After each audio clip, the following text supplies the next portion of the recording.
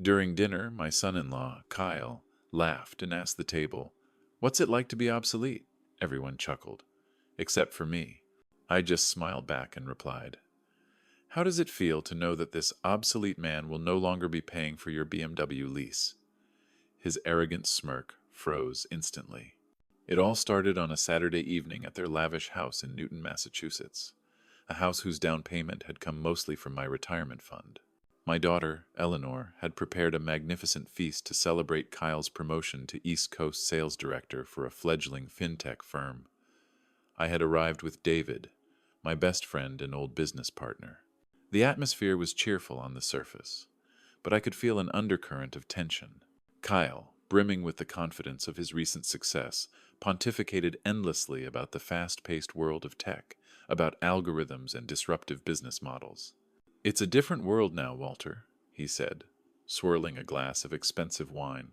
"The bridges and highways your generation built are admirable, but they're static. The future belongs to code, to speed, things only a young mind can truly grasp." David shot me a worried glance, while Eleanor tried weakly to change the subject. "Honey, Dad had a wonderful career." But Kyle didn't stop. The wine and his own pride had turned him into someone else. He patted my grandson Leo on the head and said, "Remember this, Leo. Real men create their own success, not live in the past or on handouts." He looked right at me as he spoke the last words. A heavy silence fell over the table.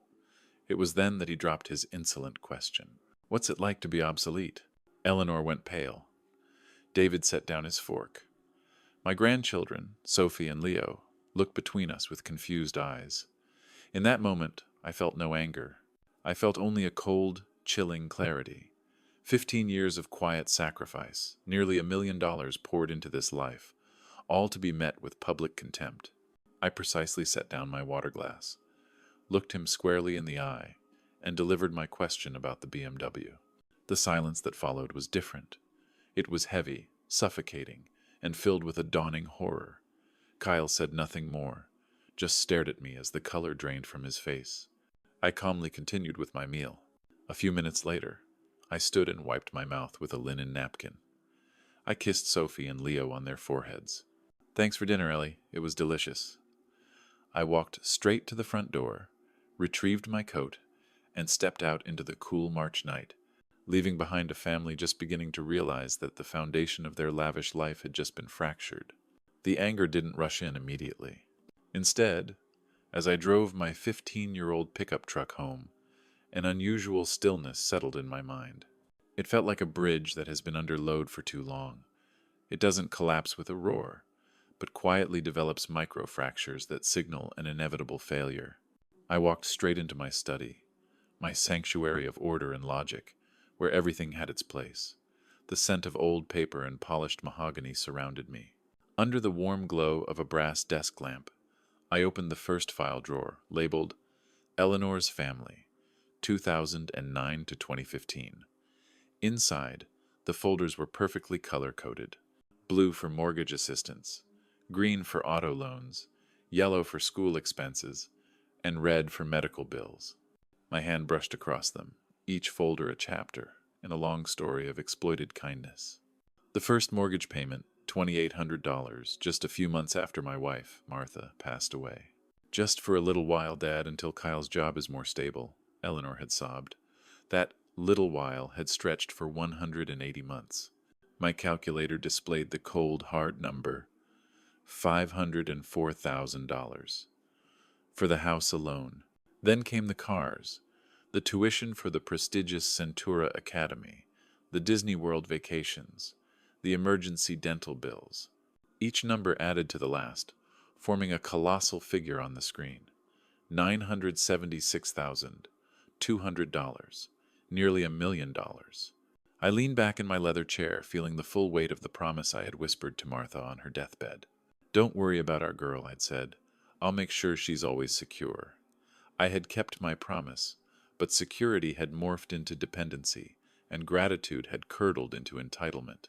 The next morning, the stillness inside me had solidified into resolve. I brewed a strong cup of coffee, sat at my desk, and began making calls. My voice was even, carrying the precision of an engineer who had spent 40 years presenting complex plans. "Hello, my name is Walter. I'd like to cancel an automatic payment from my account." First National Bank was the first call. 12 minutes of verification and processing, and the mortgage assistance was severed. The luxury car leasing company was more complicated, requiring 3 transfers and a supervisor.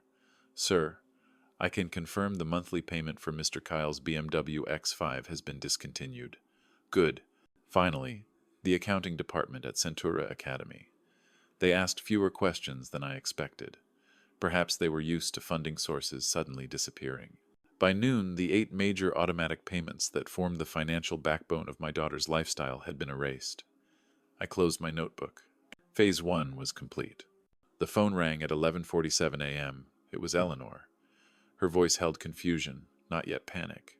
"Dad? Something strange happened with our mortgage payment. The bank just called and said there were insufficient funds." "That's because you assumed I would pay it forever," I replied, my voice steady. A long silence stretched across the line. "What do you mean?" Her voice climbed half an octave. "Exactly what I said last night. I am no longer covering your expenses." Hemster. "But you can't just... the house, the insurance, Leo's school tuition, all have been discontinued as of this morning." I could hear her breathing quicken. "Are you kidding me? We're going to lose the house. Then you'll have to figure out how to pay for it yourselves." I hung up. Minutes later, Kyle called. His voice was thick with a false authority. "Walter, whatever game you're playing needs to stop right now." "This isn't a game, Kyle. It's just reality." You can't destroy our family because your feelings got hurt at dinner." "I'm not destroying anything. I'm simply withdrawing my financial support. You wanted to know what it feels like to be a failure. So figure out how to pay your own bills." His silence lasted even longer than Eleanor's. 2 hours later, his BMW screeched into my driveway. I was waiting. Kyle stormed out of the car, slamming the door unnecessarily, while Eleanor followed, clutching her purse like a life raft. They marched up my walkway with the determined stride of people convinced they held the moral high ground. I opened the door before they could knock. "We need to talk," Kyle said, pushing past me and walking in uninvited. He planted himself in the center of my living room like a general claiming territory. "This ridiculous tantrum of yours ends now. You will call the banks and reinstate every single payment." "No, I will not." His face flushed a deep crimson. "You can't just cut us off without warning. There are legal obligations, verbal contracts." "Show me the contract where I agreed to pay your bills forever." Eleanor stepped forward, her voice trembling. "Dad, please think about what Mom would have wanted. Do you remember what you promised at her funeral?" The mention of Martha was a cold blow, but I had anticipated this tactic. "I promised to help you get stable. 15 years and nearly $1 million later, you are less stable than when we started." $1 million? Eleanor's whisper was barely audible. I walked to my desk and retrieved my notebook and calculator. $976,200. The mortgage, car leases, insurance, school tuition, medical bills, vacations. Should I break it down by category? Kyle's bluster faltered for exactly 3 seconds. "That's impossible. We never asked for that much." You never asked for anything," I corrected him. "You simply expected it." They left without another word, leaving a heavy silence in my house. But the storm was only just beginning. The days that followed unfolded exactly as I had anticipated, like a series of dominoes falling in an unalterable sequence. On Monday morning, the first official notice arrived. Eleanor called me, her voice thin with fright. "Dad, the bank said our mortgage payment is past due. There's a $75 penalty fee. They want almost $3,000 by tomorrow, or they'll start foreclosure proceedings." I said nothing. My silence seemed to be more terrifying than any rebuke. She hung up. By noon, the BMW leasing company had left 2 voicemails about the missed $650 payment. Eleanor's SUV loan was also returned, adding another penalty. At 3 p.m., their homeowner's insurance policy officially lapsed. Tuesday brought rougher seas. Eleanor called again, and this time I could hear Kyle shouting in the background. "We can't cover everything," her voice cracked. I applied at Target, at a few restaurants. "Even if I get hired immediately, they're only offering $12 an hour. That's barely $2,000 a month before taxes. For the first time in 15 years, my daughter was doing the math of her own survival. Wednesday afternoon, on my way to run errands, I drove past Centura Academy. I saw Sophie and Leo in the pickup area, looking more anxious than usual. The school had called Eleanor that morning. $4,800 was due immediately, or the children would be withdrawn by Friday. The climax arrived on Thursday. The tow truck appeared on their quiet Newton Street at dusk. My neighbor, Mrs. Payne, recounted the scene to me later. She said it was quite a commotion. Kyle tried to argue with the driver, his usual arrogant tone now high-pitched and desperate. But the paperwork was in order, irrefutable.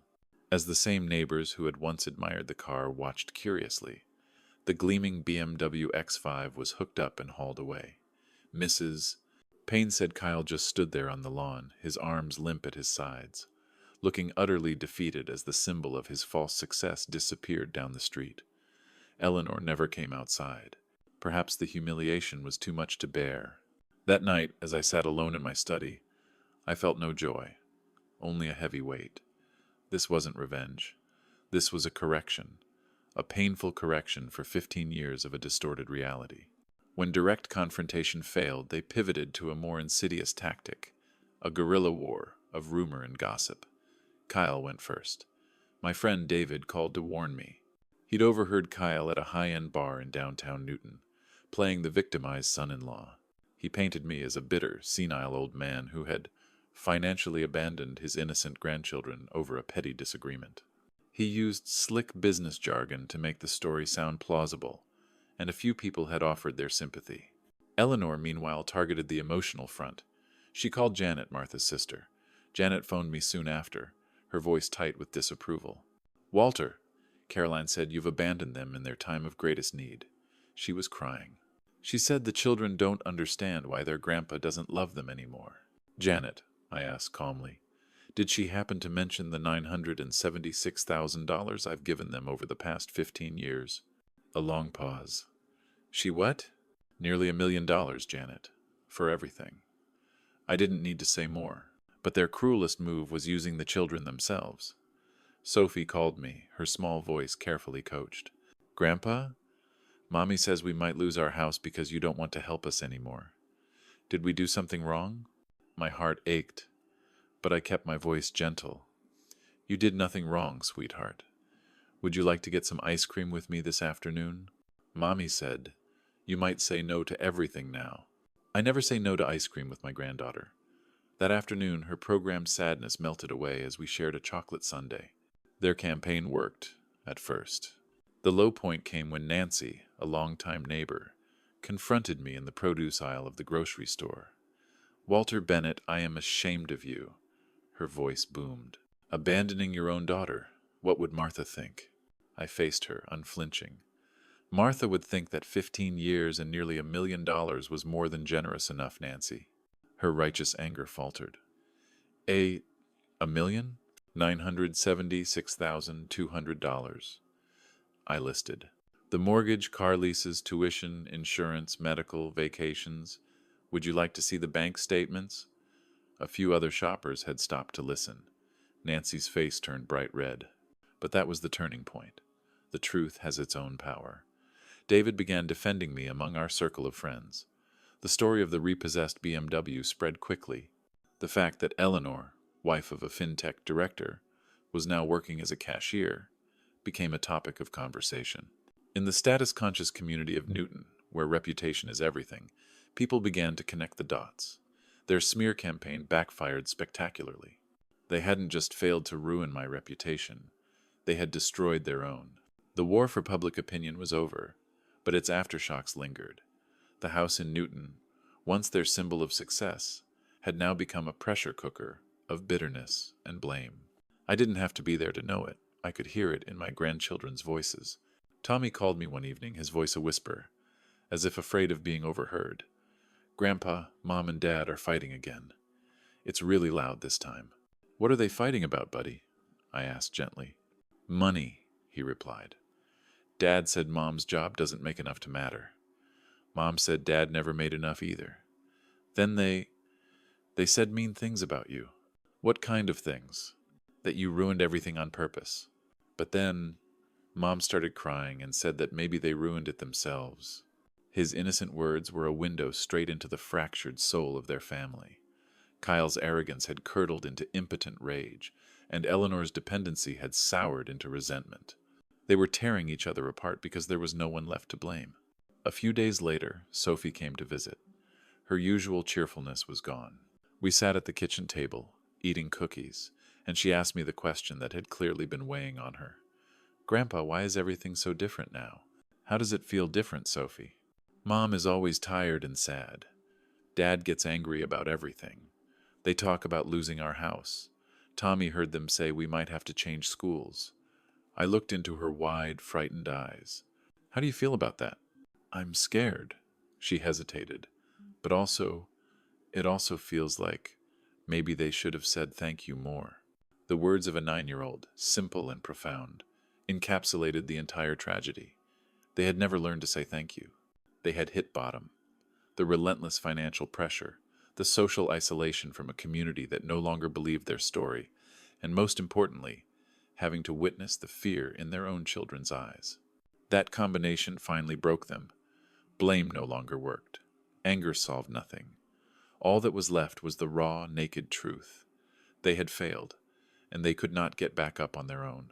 It was the moment when, at long last, pride had to give way to desperation. The doorbell rang on a Friday evening as I was reading in my study. On the doorstep stood Kyle, alone. He was no longer the smug fintech director I'd seen at dinner. His designer shirt was wrinkled, his tie was loosened, and his face was etched with a weariness I had never seen before. His corporate confidence had completely vanished. "Walter, I need to talk to you," he said. "Just the two of us, man to man." I invited him into the living room, the same room where he had demanded I reinstate his payments just weeks ago. He sat heavily in an armchair, his hands clasped tightly together. "The foreclosure is real," he began, his voice hoarse. 30 days.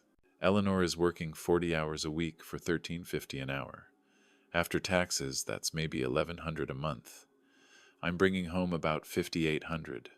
The mortgage alone is $2,875. He looked up at me, and for the first time, I saw something approaching humility in his eyes. "We can't do it. We can't even come close. We never could we? I mean, without you." "No," I said softly.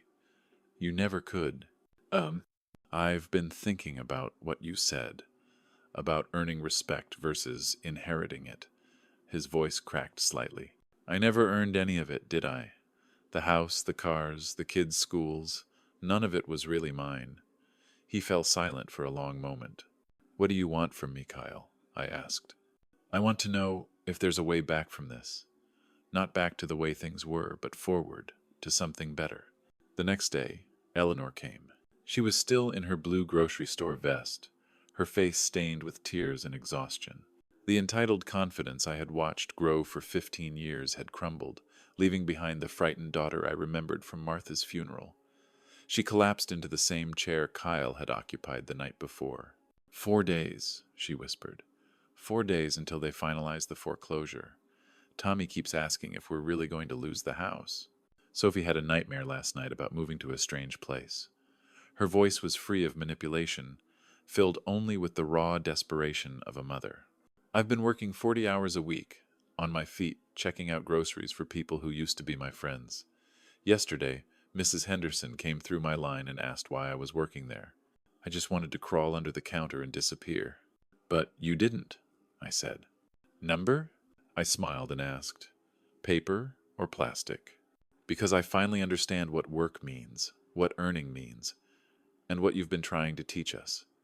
She looked at me, her eyes clear. "Kyle told me about your conversation last night. He said you asked if there was a way forward." I looked at my daughter, seeing the genuine desperation in her eyes. "There is a way forward, Ellie," I said, my voice steady and clear. "But it will require tremendous changes from both of you." I leaned forward. "The most important thing is the children. I will pay Sophie's and Leo's tuition directly to Centura Academy so they can finish the school year with their friends.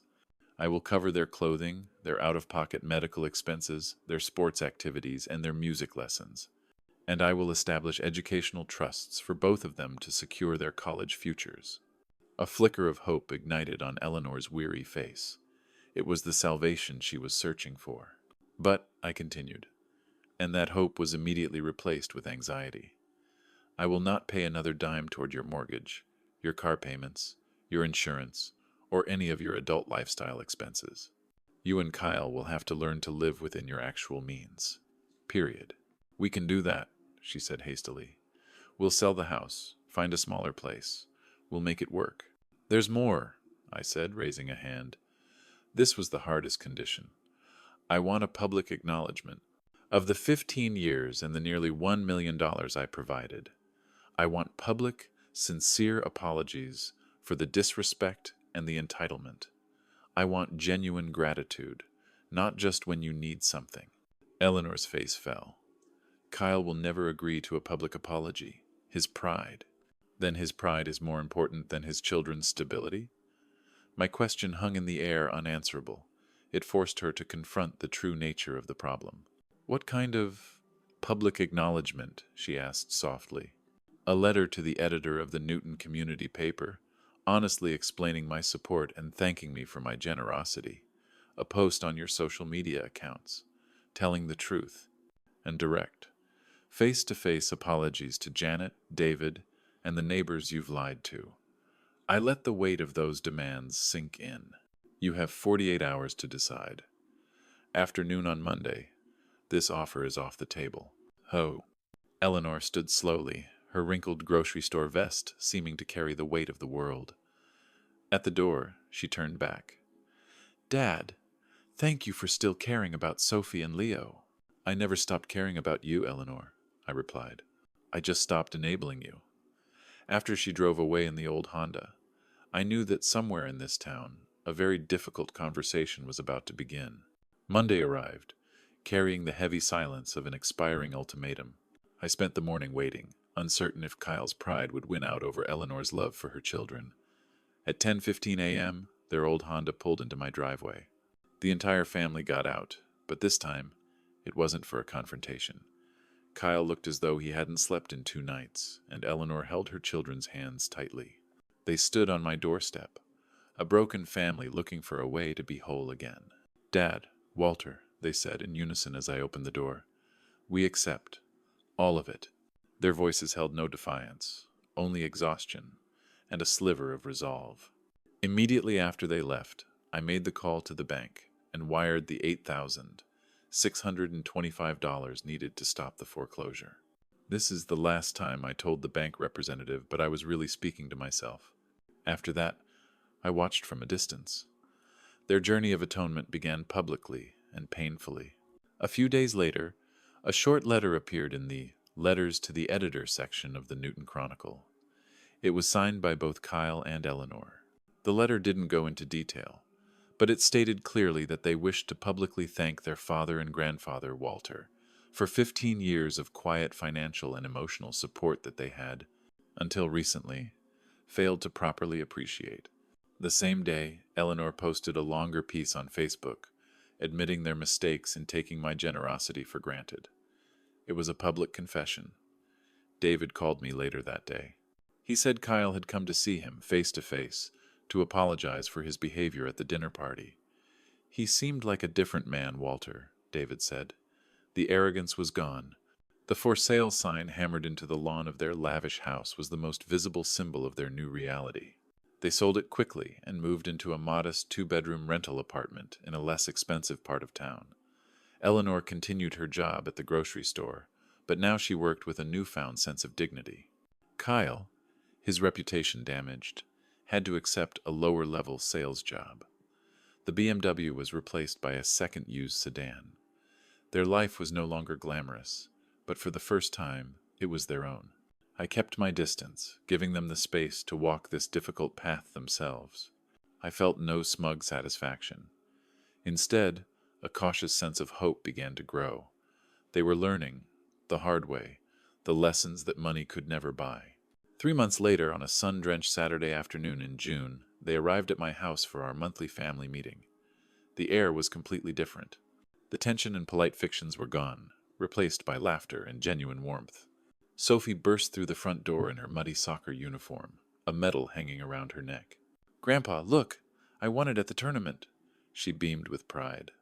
Meanwhile, Leo showed me his report card, all A's, with a note from his teacher praising his improved attitude and confidence. Eleanor placed a folder on the coffee table. "Dad, here's our budget review for the month," she said with a smile I hadn't seen in years. We covered our rent, the bills, and the car payments entirely with our own salaries. We even managed to start a small emergency fund. Kyle, who 3 months ago couldn't look me in the eye, now sat across from me and asked for advice respectfully. "Walter, I wanted your opinion on a promotion opportunity at work. It's more responsibility, but it also means more travel. I want to make sure Ellie and I can handle the kids' schedules." I opened my own folder, organized with an engineer's precision. The invoice for Leo's soccer league, paid directly. Sophie's piano lessons, paid directly. The kids' dental checkups, scheduled and covered by my insurance. The children brought out handmade thank you cards. Leo's read, "Thank you for taking care of us, even when Mom and Dad forgot to say please." Sophie's was simpler. "I love you, Grandpa. You're the best." These weren't coached words. This was the sincere gratitude of children who finally understood what love and security truly meant. As the afternoon wound down, Leo asked the question that summarized everything. "Grandpa, are you proud of us now?" I looked around my living room at my daughter, who had learned the value of her own work, at my son-in-law, who had swallowed his pride for the sake of his children, and at my grandchildren, who finally understood gratitude. "Yes, Leo," I said. "I'm very proud of all of you. The revenge one seeks is sometimes not punishment. Sometimes it is transformation. And that, perhaps, is the sweetest justice of all. It is found not in the ruin of others, but in rebuilding what was broken on a stronger foundation. When respect replaces entitlement and love replaces exploitation, a family can truly be reborn."